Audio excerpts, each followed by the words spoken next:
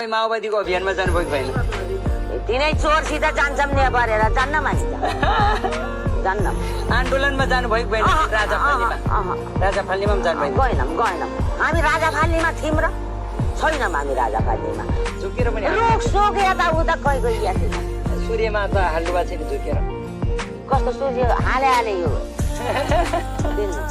मन जान्न के नभनी ओखुर उठेछन् भने राणा बगाल ओखुर उठेछन् भने मन जान्छ।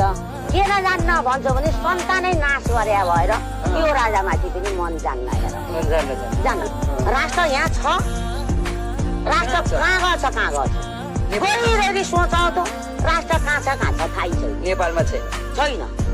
यत्रै कुरो गर्न पर्यो भने दिल्ली पुग्छन्, चिनको मान्छे आउँछ, कहाँ मान्छे आउँछन्, बेलायतका आउँछन्, अमेरिका आउँछन् भनेपछि नेपालमा छैन।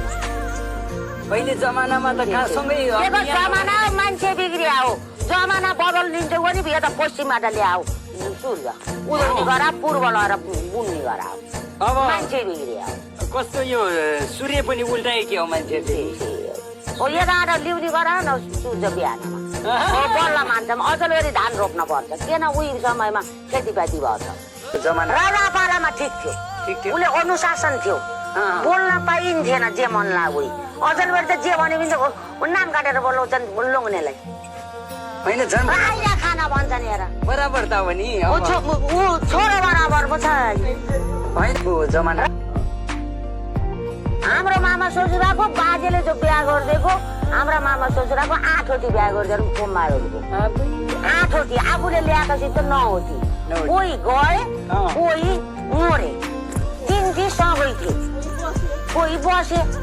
आजकलका केटाकेटीहरूले पनि त त्यही लपसप गरेर हिँड्छन्। यस्तै तपाईँहरू हिँड्छन् र पैसा दुध्दै अर्कासित जाँदै पैसा दुध्दै अर्कासित जाँदै गर्छन्।